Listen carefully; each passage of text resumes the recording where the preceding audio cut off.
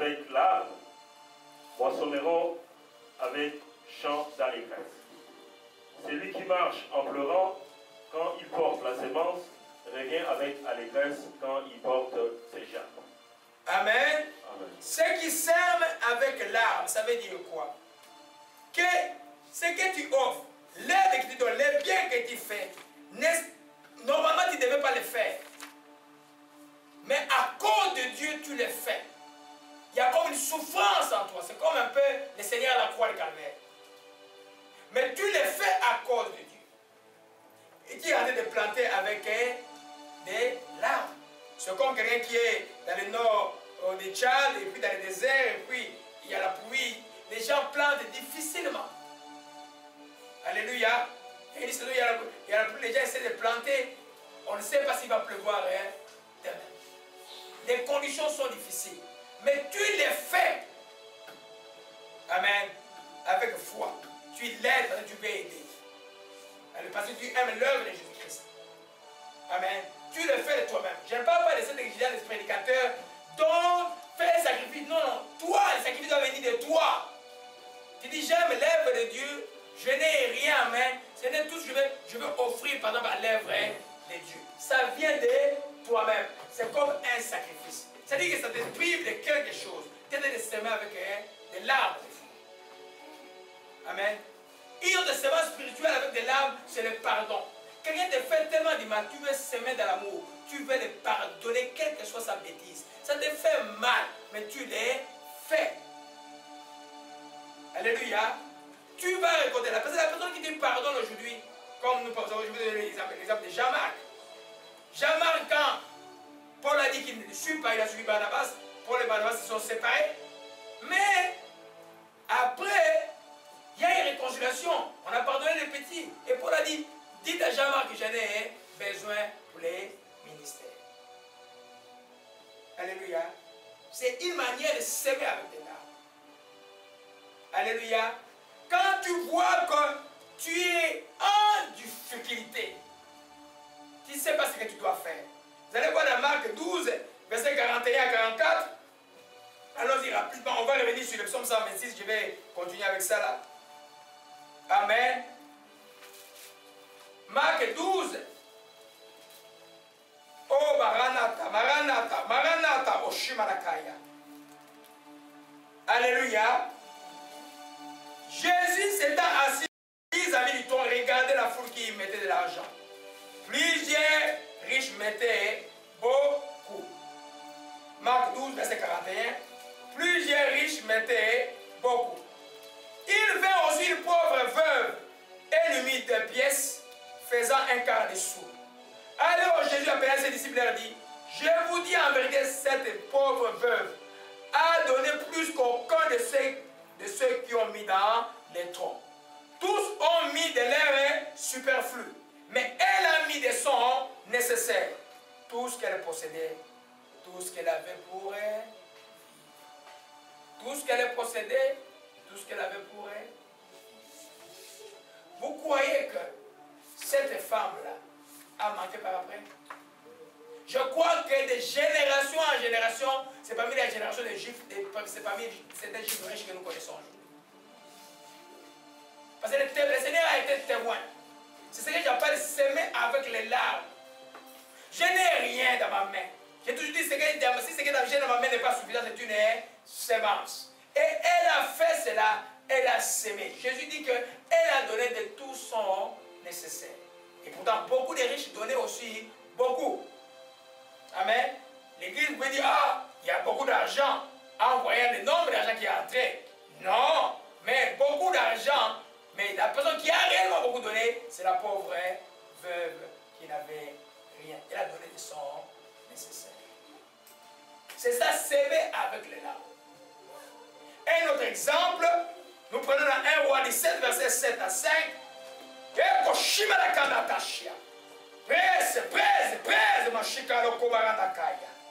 Alléluia, que ton nom soit béni. Gloire à Jésus-Christ. 1 Roi 17. 1 Roi 17. Oh, j'ai le temps. La montre fonctionne bien.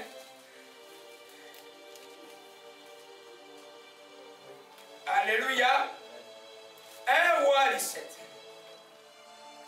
Alléluia. J'explique le contexte. Le prophète Élie, irrité par les péchés du pays, a maudit. A maudit la terre. Le prophète ne maudissait pas parce que quand vous maudissez, c'est lié très fort.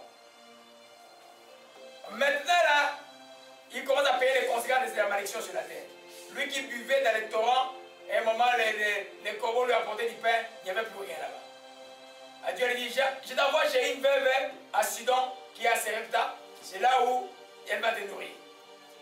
Mais le prophète arrive à celui-là. Alléluia. Et au verset 10, il s'est levé, il allait à Sarepta. Comme il arrivait à l'entrée de la ville, voici, il y avait une femme veuve qui ramassait du bois. Il appela, dit, va me chercher, je t'ai pris un peu d'eau dans une vase afin que je boive. Elle alla en chercher. Il appela de nouveau et dit, apporte-moi, je t'ai pris un morceau de pain dans ta main. Elle répondit, l'Éternel ton Dieu est vivant. Je n'ai rien de cuit. Je n'ai qu'une poignée de farine dans un pot et un peu d'huile dans une criche. Voici, je ramasse 2 morceaux de bois et puis je rentrerai. Je préparerai cela pour moi et pour mon fils et nous mangerons. Après quoi, nous mourrons. Et lui dit, ne crains rien. Rentre, fais ce que tu as dit. Seulement d'abord. Prépare d'abord avec cela un petit gâteau. Tu me l'apporteras. Tu feras ensuite pour toi et pour mon fils. Amen. Prépare-moi d'abord un petit gâteau. Si aujourd'hui les gens vont dire, oh, là il y a quelque chose avec ces prophètes-là. Et c'est la Bible là. Il faut comprendre l'onction de prophétie. Et là où Dieu est en vérité. Alléluia. Elle est venue, elle a obéi. Ce qu'elle avait, elle a préparé. Elle avait dit après, il mangeait avec son fils, il allait mourir. Tout ce qu'elle avait à la main, elle a fait un gâteau, l'a donné à qui? Au prophète. Est-ce que ça pouvait nourrir le prophète pendant une semaine? Non. Juste l'obéissance d'un instant. Alléluia. Et puis il dit maintenant, ainsi par l'Éternel, la farine qui est dans le pot ne manquera point d'huile. Ce qui est dans la criche ne diminuera point. Jusqu'au jour où l'Éternel fera tomber des pluies sur la face du sol.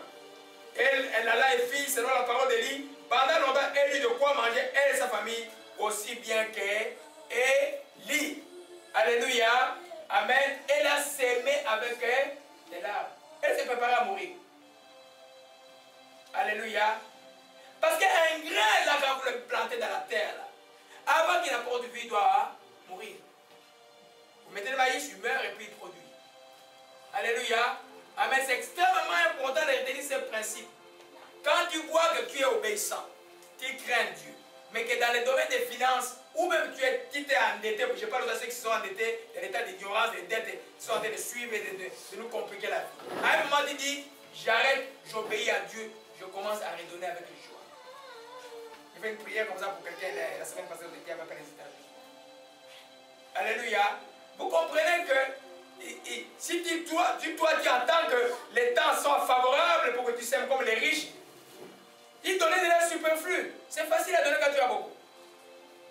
Et c'est difficile à donner quand tu n'as pas. Or, quand tu n'as pas, c'est alors que Dieu veut ton don plus que quand tu as. Alléluia. Amen. Alléluia. Amen. Alors, je donne encore un exemple. Il y en a qui manquent des amis. Une vraie amitié, on reconnaît un ami pendant les difficultés. Pas pendant que tu vas bien. Si tu vas bien, il y a, c'est dans quel enseignement, tu as tous les amis autour de toi. Un vrai ami, tu les connais pendant la difficulté. Une vraie amitié se sème dans l'état de difficulté. Parce que pendant la difficulté, tu dois connaître tes vrais amis. Dans la Bible, on parle d'une amitié exemplaire entre Jonathan et David. C'était dans le temps des difficultés. Difficulté pour Jonathan parce qu'il devait obéir à son père Saul qui n'aimait pas son ami. Difficulté pour David parce qu'il ne comprenait même pas pourquoi Saul les détestait. Mais cette amitié-là, qui a été sémée avec le serment devant l'Éternel, a transcendé les générations. Amen. En deux, c'est que Jonathan a sémé la difficulté afin que la famille de Saul a survécu par après. Vous comprenez un peu? C'est dans toute la matière là. Si toi tu l'amitié toujours de profiter quelque chose, là tu es à côté de la plaque. L'amitié de Dieu doit être une amitié sincère. Et dans la difficulté, un ami se montre un frère, comme dit le prophète. Il va te dire la vérité. Il va te corriger. Il va te dire, je ne suis pas d'accord avec toi. Si je t'emballe mal, c'est parce que je veux que tu ailles sur le chemin de la vie. Parce qu'un vrai ami, c'est lui qui dit la vérité à son ami. Si ton ami ne te dit pas la vérité, qui te dira encore? Tes amis voudront te voir tomber pour être content. Alléluia. C'est un principe de vie. C'est avec une vraie amitié, c'est simple dans les larmes, les difficultés. C'est vrai, même dans le monde, même les gens des ténèbres, les gens des gangs là, ils se soudent. Entre eux, ils sont dans les difficultés, ils se soudent, mais c'est une amitié diabolique. Mais ils se soudent. Mais ensuite, ça devait être 10 fois plus. Alléluia. Gloire à Jésus-Christ. Oh, Shimalakabatashi. Oh, Marabashibalakabaratakashi. Alléluia, alléluia, alléluia. Oh, mon Shikamarakaya. Comme on aime recevoir tout le temps, il faut aussi donner tout le temps. Ça, on en a parlé. Amen. Recevoir, c'est avoir la vie. Je dis, voir la vie, il faut s'aimer. Il faut s'aimer. Je répète encore pour nos enfants. Là. Donner à Dieu, c'est une priorité de votre vie. Ne jouez pas. Si vous avez cette habitude, pendant que vous êtes jeune, quand vous allez voir vos enfants, ce qui vont être vos petits-enfants, vous allez être étonnés. Alléluia. Amen. Amen. Alléluia. Alors, donc, il y a le second principe. Dans le temps de l'abondance, on ne sait vraiment pas si on donne. Parce que c'est facile à donner dans le temps de l'abondance. Alléluia. C'est-à-dire, quand tu as beaucoup, donne aussi beaucoup. Amen. Beaucoup là que tu donnes, c'est par rapport à ton avoir. Ne dis pas que moi j'ai 1 million. Bon, la maison de prière, c'est une petite église. Je vais leur donner juste 1000 $. Pour nous, ça va être suffisant. Mais pour toi, tu as un problème. À donner des miettes. Celui qui reçoit 100 $ la semaine, qui donne 20 $, a donné plus que toi, qui a 1 million, qui a donné 1000 $. Je crois que 1000 $ semble être beaucoup. Le principe est que quand tu as beaucoup, tu dois beaucoup donner. C'est par rapport toujours à ton avoir. Et c'est toi avec ton Dieu. Alléluia.